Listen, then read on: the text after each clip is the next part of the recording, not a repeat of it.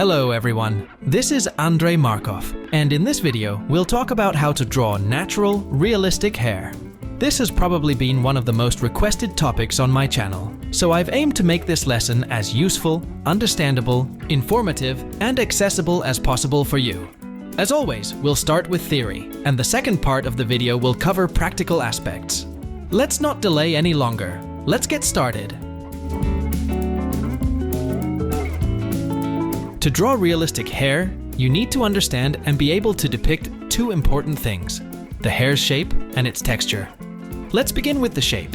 Hair, like any material object, has a specific form. The main challenge is that this hair form can be very diverse, owing to the multitude of hairstyles. This complexity lies in capturing these varied hair shapes. So, how do we tackle this? However complex a hairstyle may be, it's composed of individual strands, or locks. These locks are constructed around a certain shape, often the head's form.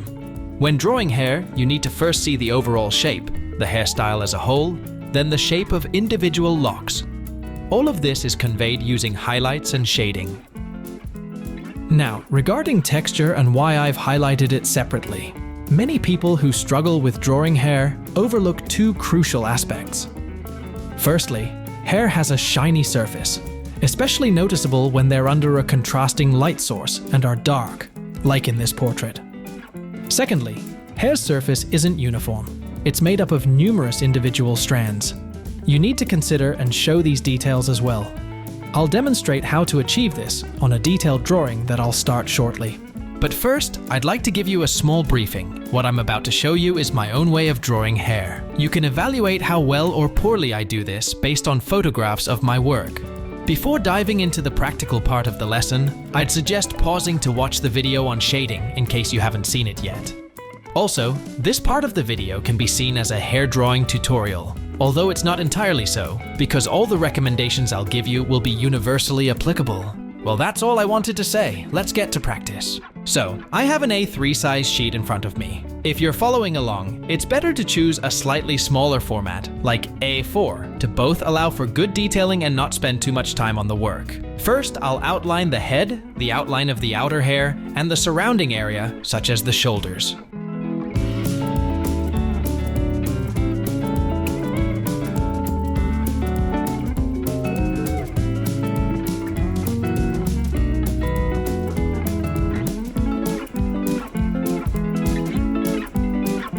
Now, I start drawing hair locks.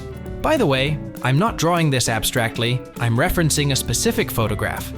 If needed, I'll share this photo on my public VK page. You can find and download it there. To begin toning, we need to determine the direction of the light. In our case, it's from the top and slightly to the right. Based on this, I'll start applying tone. I must emphasize that this should be done in one go, not by separately working on individual strands. Following the form of these strands, I start applying hatch marks as if combing individual hairs. You can see clearly on the video how I hatch the hair. I didn't speed up this part so you can better observe the process. Pay attention to how I hold the pencil and the movements I make. These details might seem small, but they significantly affect the final drawing's quality. You can learn more about my recommended hatching technique in the hatching video available on this channel. For those interested, I'm using 4B pencils for this entire piece. You could use other pencils. I'm using these because I don't have any others at hand. However, a 4B is sufficient for the entire drawing. So, we're in the first stage of toning work.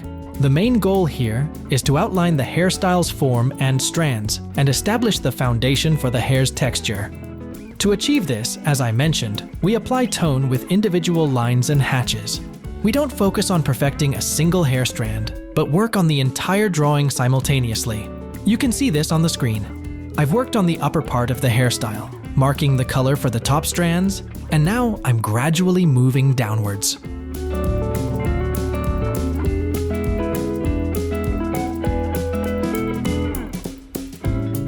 Drawing hair has a positive aspect that makes it easier for many artists. Hair doesn't require the same precision as, say, a face. So don't worry if you're not replicating the photo image precisely. It's not crucial here. In fact, you can even add your own touches.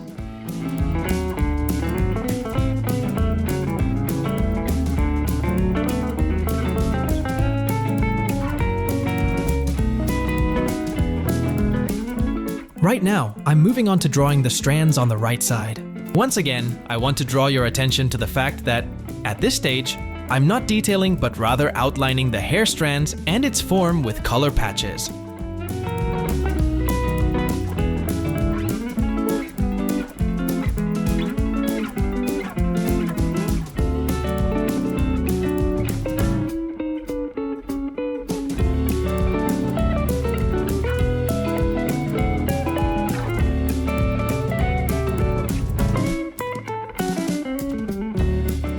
Besides the hair itself, in this drawing, I'll also depict shoulders, neck, and shadows around the face. This is to enhance the drawing's overall aesthetics. I've just begun outlining the left shoulder. Here, I'm applying tonal strokes to outline the shoulder's shape. However, unlike the hair strokes, here, I need to ensure the strokes are dense and as neat as possible. The initial layers of strokes are done, but the strands aren't distinctly separated. Hence, I'll intensify the darkest parts of the hairstyle now.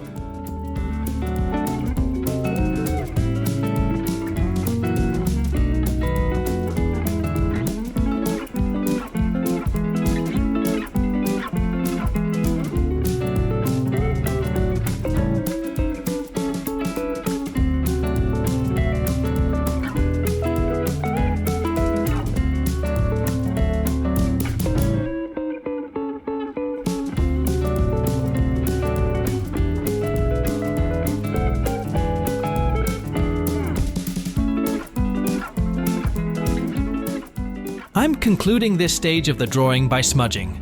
Using a clean cloth and gentle motions, barely pressing, I'll smudge the graphite. Right now, smudging helps quickly fill the gaps between strokes with color. This could have been done with hatching or shading, but smudging saves time. The initial stage of the drawing is complete. At this point, the work looks pale and unremarkable, which is normal.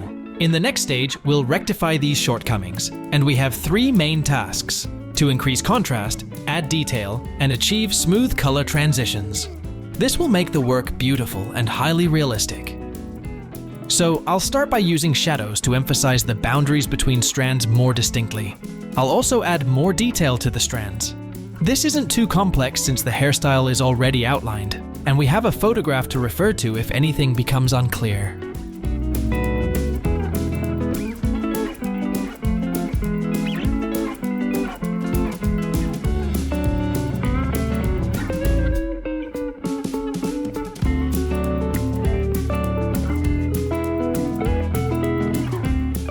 I'm still working on the drawing as a whole, not dwelling too long on any one element, which allows me to see the drawing as a whole. This method makes it easier for me to understand where to add colors or make it lighter.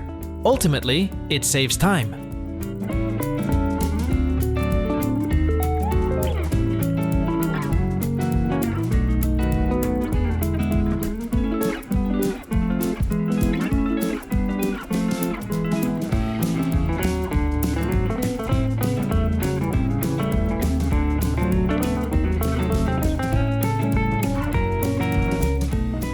Well, our hair has added some contrast, become more detailed.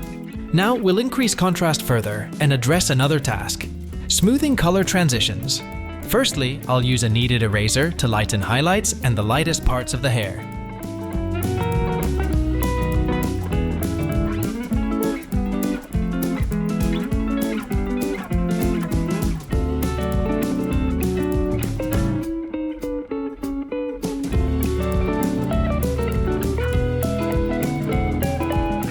Then, I'll blend the drawing using smudging. This technique helps soften transitions and fill the gaps between strokes with color. We're now at the final stage of the work, where I'll enhance the contrast further, add small details, make corrections, and detail the surroundings.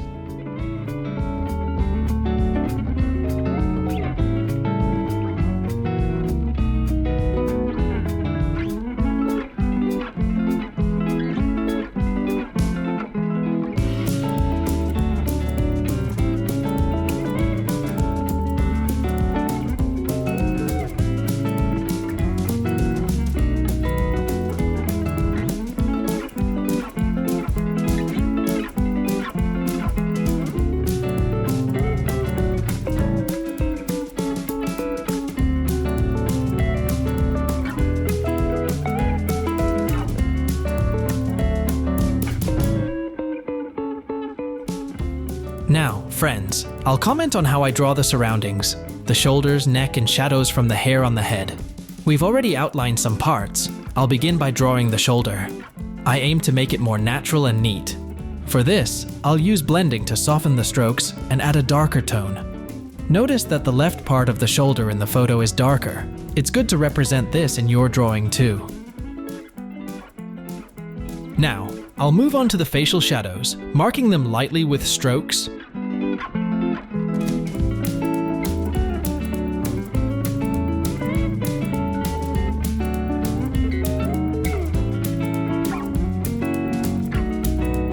And then to the next shadows.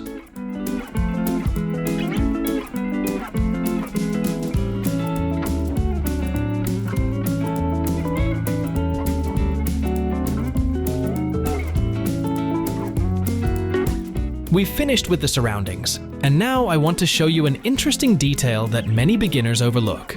Hair, especially women's, doesn't lay uniformly like a cap on the head. Some individual strands will inevitably protrude. By drawing these as I'm doing now, it adds an extra touch to your work.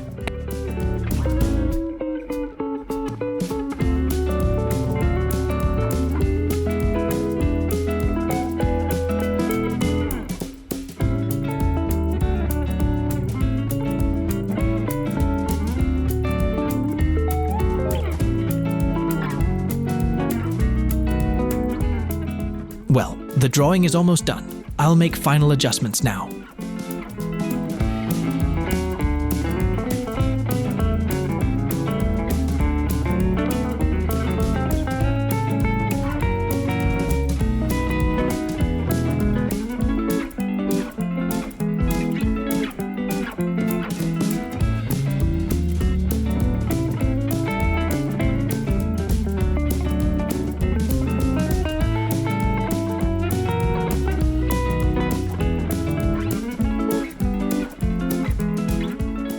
So, friends, this is the drawing I've created. I hope yours turns out just as good. It took me about 2 hours in real time to complete this drawing, so don't think you can draw everything swiftly. As promised, in the next video, we'll talk about drawing the head, its structure. Also, I want to mention that there are plenty of other useful tutorials on drawing various parts of the face on the channel. For those who haven't seen them, I highly recommend checking them out. Well, I bid you farewell. As always, I wish you a great mood, creative success, and until our next meeting on the channel, bye for now.